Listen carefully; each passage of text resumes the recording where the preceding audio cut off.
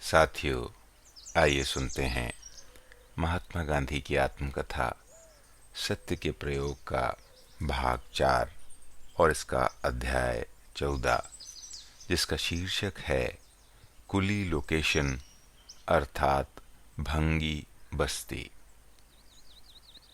हिंदुस्तान में हम अपनी सबसे बड़ी सेवा करने वाले भंगी आदि को अस्पर्श मानते हैं और गांव से बाहर अलग रखते हैं। गुजराती में उनकी बस्ती को ढेड़वाड़ा कहते हैं, क्योंकि भंगियों का गुजराती में संबोधन ढेड़ है। इस नाम का उच्चारण करने से लोगों को नफरत होती है। इसी प्रकार यूरोप के ईसाई समाज में एक ज़माना ऐसा था जब यहूदी लोग अस्पर्श माने जाते थे और उनके लिए जो ढेड़वाड़ा बसाया जाता था उसे घेटो कहते थे। ये नाम अजगुनिया माना जाता था। इसी तरह दक्षिण अफ्रीका में हम हिंदुस्तानी लोग ढेड़ बन गए थे। एंड्रयूज के आत्म बलिदान से और शास्त्री की जादू की छड़ी से हमारी शुद्धि होगी और फलतः हम ढेड़ न रहकर सभ्य माने जाएंगे या नहीं, सो आगे देखना होगा। हिंदुओं की भांति यहूदियों ने अपने को ईश्वर का प्रीतिपात्र मानकर जो अपराध किया था, उसका दंड उन्हें विचित्र और अनुचित रीति से मिला था।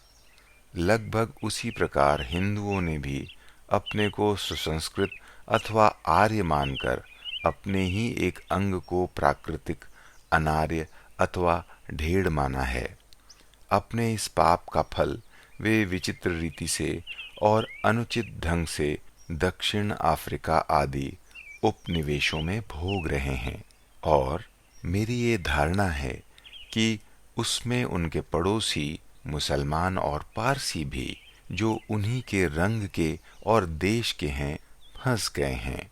जोहानिसबर्ग के कुली लोकेशन को इस प्रकरण का विषय बनाने का हेतु अब पाठकों की समझ में आ गया होगा। दक्षिण अफ्रीका में हम हिंदुस्तानी कुली के नाम से मशहूर हो गए हैं। यहाँ तो हम कुली शब्द का अर्थ केवल मजदूर करते हैं, लेकिन दक्षिण अफ्रीका में इस शब्द का जो अर्थ होता था उसे ढेड़, पंचम आदि तिरस्कारवाचक शब्दों द्वारा ही सूचित किया जा सकता है। वहाँ कुलियों के रहने के लिए जो अलग जगह रखी जाती है वो कुली लोकेशन कही जाती है। जोहानिसबर्ग में ऐसा ही एक लोकेशन था। दूसरी जगहों में तो जो लोकेशन बसाए गए थे और जो आज भी मौजूद हैं, उनमें हिंदुस्तानियों को कोई मालिकाना हक नहीं होता था। पर इस जोहानिसबर्ग वाले लोकेशन में जमीन 99 वर्ष के लिए पट्टे पर दी गई थी। इसमें हिंदुस्तानियों की आबादी अत्यंत घनी थी। बस्ती बढ़ती थी, पर लोकेशन नहीं बढ़ सकता था। उसमें पाखाने जैसे तैसे साफ अवश्य होते थे, पर इसके सिवा म्युनिसिपैलिटी की ओर से कोई विशेष देखरेख नहीं होती थी। वहाँ सड़क और रोशनी की व्यवस्था तो होती ही कैसे। इस प्रकार जहाँ लोगों के शौच आदि से संबंधित रखने वाली व्यवस्था की भी किसी को चिंता न थी, वहाँ सफाई भला कैसे हो सकती थी। जो हिंदुस्तानी वहाँ बसे हुए थे, वे शहर की सफाई और आरोग्य इत्यादि के नियम जानने वाले सुशिक्षित और आदर्श हिंदुस्तानी नहीं थे कि उन्हें म्युनिसिपैलिटी की मदद अथवा रहन सहन पर म्युनिसिपैलिटी की देखरेख की आवश्यकता ही न हो। यदि वहाँ जंगल में मंगल कर सकने वाले, धूल में से धान पैदा करने की शक्ति वाले हिंदुस्तानी जाकर बसे होते, तो उनका इतिहास सर्वथा भिन्न होता। ऐसे लोग बड़ी संख्या में दुनिया के किसी भी भाग में परदेश जाकर बसते पाए नहीं जाते। साधारणतः लोग धन और धंधे के लिए परदेश जाते हैं, पर हिंदुस्तान से मुख्यतः बड़ी संख्या में अनपढ़, गरीब और दीन दुखी मजदूर ही गए थे। उन्हें तो पग पग पर रक्षा की आवश्यकता थी। उनके पीछे पीछे व्यापारी और दूसरे स्वतंत्र हिंदुस्तानी जो गए, वे तो मुट्ठी भर ही थे। इस प्रकार सफाई की रक्षा करने वाले विभाग की अक्षम्य असावधानी के कारण और हिंदुस्तानी बाशिंदों के अज्ञान के कारण आरोग्य की दृष्टि से लोकेशन की स्थिति बेशक खराब थी। म्युनिसिपैलिटी ने उसे सुधारने की थोड़ी भी कोशिश नहीं की, परंतु अपने ही दोष से उत्पन्न हुई खराबी को निमित्त बनाकर सफाई विभाग ने उक्त लोकेशन को नष्ट करने का निश्चय किया और उस जमीन पर कब्जा करने का अधिकार वहां की धारा सभा से प्राप्त किया।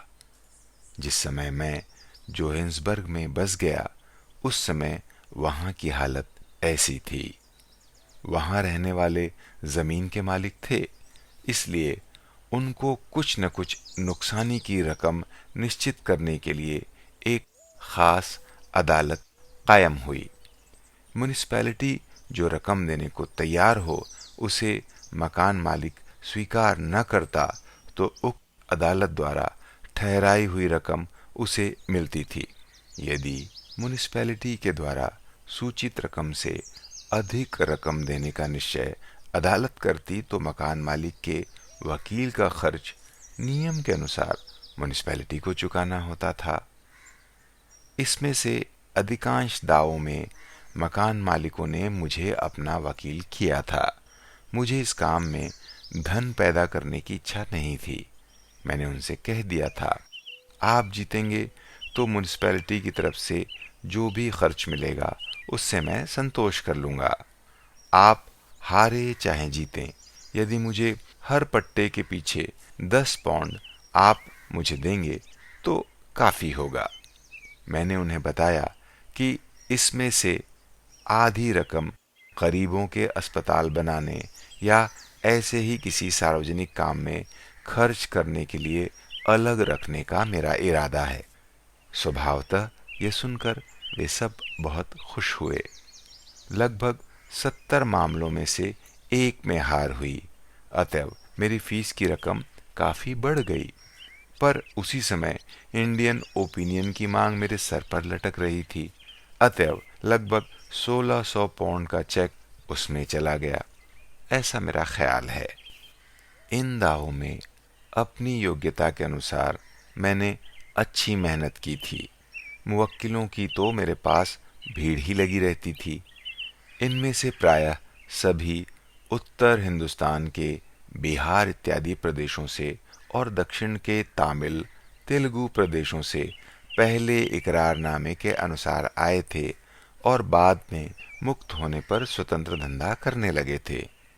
इन लोगों ने अपने खास दुखों को मिटाने के लिए स्वतंत्र हिंदुस्तानी व्यापारी वर्ग के मंडल से भिन्न एक मंडल की रचना की थी। उनमें से कुछ बहुत शुद्ध हृदय के उदार भावना वाले चरित्रवान हिंदुस्तानी भी थे। उनके मुखिया का नाम श्री जयराम सिंह था और मुखिया न होते हुए भी मुखिया जैसे ही दूसरे भाई का नाम श्री बद्री था। दोनों का देहांत हो चुका है। दोनों की तरफ से मुझे बहुत अधिक सहायता मिलती थी। श्री बद्री से मेरा परिचय हो गया था और उन्होंने सत्याग्रह में सबसे आगे रहकर हिस्सा लिया था। इन और ऐसे अन्य भाइयों के द्वारा मैं उत्तर दक्षिण के बहुसंख्य हिंदुस्तानियों के निकट परिचय में आया और उनका वकील ही नहीं बल्कि भाई बनकर रहा था तथा तीनों प्रकार के दुखों में उनका साक्षी भी बना था। सेठ अब्दुल्ला ने मुझे गांधी नाम से पहचानने से इनकार कर दिया। साहब तो मुझे कहता और मानता ही कौन। उन्होंने एक अतिशय प्रिय नाम खोज लिया। वे मुझे भाई कहकर पुकारने लगे। दक्षिण अफ्रीका में अंत तक मेरा यही नाम रहा, लेकिन जब ये गिरमिट मुक्त हिंदुस्तानी मुझे भाई कहकर पुकारते, तब मुझे उनमें एक खास मिठास का अनुभव होता था। मित्रों, अभी हमने सुना महात्मा गांधी की आत्मकथा सत्य के प्रयोग का भाग 4 और उसका अध्याय 14। इसका अनुवाद किया था श्री काशीनाथ त्रिवेदी जी ने।